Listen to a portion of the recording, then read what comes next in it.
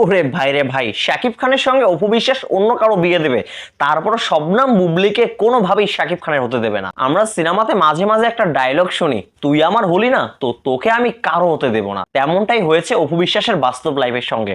অপু বিশ্বাস প্রয়োজন পড়লে শাকিব খানকে আরো 100টা বিয়ে দেবে, তারপরও শাকিব খানকে কোনোভাবে শবনম বুবলির হতে দেবে না। তো ভাই ব্রাদার, শুনতে অবিশ্বাস্য হলেও এটাই কিন্তু বাস্তব এবং এটাই সত্যি। প্রয়োজনে অপু বিশ্বাস শাকিব খানকে আরো 199টা বিয়ে করাবে, তারপর অপু বিশ্বাস কোনোভাবে শাকিব খান এবং শবনম বুবলিকে একত্রিত হতে দেবে না। বুবলির উপর আলাদা একটা রাগ ছিল অপু বিশ্বাসের, বাট সম্প্রতি সময়ে বুবলি যে কথাগুলো বলেছে, এই কথাগুলো শোনার পর অপু বিশ্বাসের রাগ আরো বেড়ে গেছে। বুবলি জাস্ট একটি কথা বলছে, আমি শাকিব খানের সঙ্গে কোয়ালিটি টাইম স্পেন্ড করি, ব্যাস জ্বলে উঠলেন অপু বিশ্বাস। বুবলির উপর যে রাগটা ছিল অপু বিশ্বাসের, সেই রাগটা আরো দ্বিগুণ হয়ে গেল। আর ছোট এই কথার বিপরীতে তিনি এত এত কাহিনী শোনালেন পুরো নেট দুনিয়ার মানুষদের। মানে অপু বিশ্বাস এটাই প্রমাণ করতে চাচ্ছেন তার জায়গা হচ্ছে শাকিব খানের অন্দরমহলে, শাকিব খানের মা বাবার কাছে, আর বুবলির জায়গা হচ্ছে শাকিব খানের অফিস পর্যন্ত।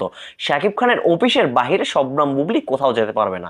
অপু বিশ্বাস এটাই প্রমাণ করতে চাচ্ছেন। তিনি শুধু এখানেই সীমাবদ্ধ থাকেননি, ছোট্ট সোনা শেহজাদ খান বীরকে তার দাদি তাচ্ছিল্য করে তিনি এটাও বোঝাতে চেয়েছেন। উনি আসলে, অর্থাৎ অপু বিশ্বাস এত কথা না বললেও পারতেন, তারপর উনি বলেছেন। এতেই বোঝা গেছে তিনি বুবলির উপর কতটা রেগে আছেন এই ছোট্ট কথাটার জন্য। এরপর কি হলো, শাকিব খান তৃতীয় বিয়ে করতে যাচ্ছে এইরকম একটা নিউজ আসলো, আর সেই নিউজের মধ্যে তারা পুরো দমে শবনম বুবলিকে দোষারোপ করে গেল। তারা বলছে বুবলির বেফাস কথার জন্যই শাকিবের এই সিদ্ধান্ত।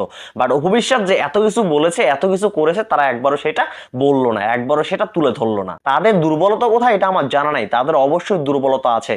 তাদের দুর্বলতা আছে বিধায় তারা অপু বিশ্বাসের নামটা ইউজ করে নাই। তো আপনারা যারা পুরো দমে বুবলিকে দোষারোপ করতেছেন, তো আপনাদের কাছে আমার একটা প্রশ্ন, প্রতিটা ইন্টারভিউতে, প্রতিটা সাক্ষাৎকারে শুধুমাত্র কি বুবলি শাকিব খানের প্রসঙ্গটা নেই, অপু বিশ্বাস কি শাকিব খানের প্রসঙ্গটা আনে না? তিনি তার সাবেক স্বামীকে, অর্থাৎ শাকিব খানকে কি হাজবেন্ড বলেন না?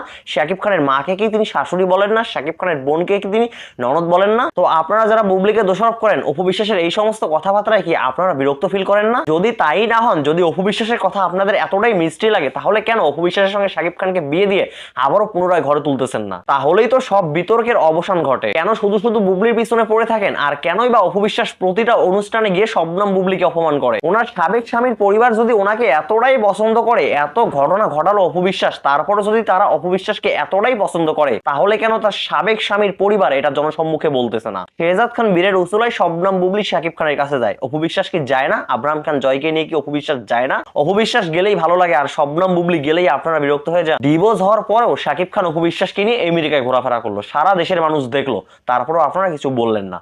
শবনম বুবলি কিছু বললেই আপনাদের সেটা খারাপ লাগে। আমি বুঝি না উনি কোন যুক্তিতে দেশের মানুষের কাছে তার নিজের সন্তানের মাকে এইভাবে কথা শোনাচ্ছেন। আসলে ব্যাপারটা হচ্ছে শুধুমাত্র দোষ কিন্তু অপু বিশ্বাসের না, বুবলির বিরুদ্ধে অনেক বড় শক্তি কিন্তু একটা কাজ করতেছে। তাই বুবলি যাই করেন, যাই বলেন, সেটা নিয়েই সমালোচনা হয়। আর বুবলির এখন উচিত এই সমস্ত কথাবার্তার মধ্যে না গিয়ে তার কাজের মধ্যে মনোযোগ দেওয়া। বুবলি যদি আবারও কাজে মনোযোগী হন, তাহলে উনি অনেক নাম করতে পারবেন, অনেক সুনাম অর্জন করতে পারবেন। আর একটা কথা কি জানেন, দিন শেষে মানুষ কিন্তু সফল মানুষের পিছনেই থাকে, যে সফল হয়নি তার পিছনে কিন্তু কেউই থাকে না। তো যাই হোক ভাই ব্রাদার, ভিডিওটা এই পর্যন্ত। আশা করি আপনাদেরকে এই ব্যাপারটা বোঝাতে পেরেছি। সবাই ভালো থাকবেন, সুস্থ থাকবেন, পরবর্তী ভিডিওতে আবার দেখা হবে।